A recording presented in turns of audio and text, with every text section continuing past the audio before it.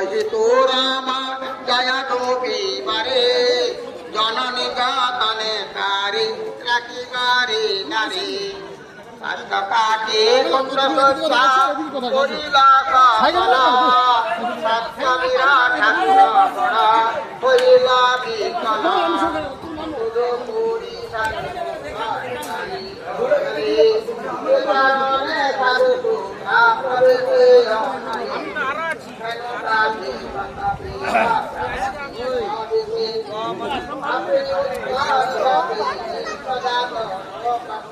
আচ্ছা, হ্যাঁ বলো।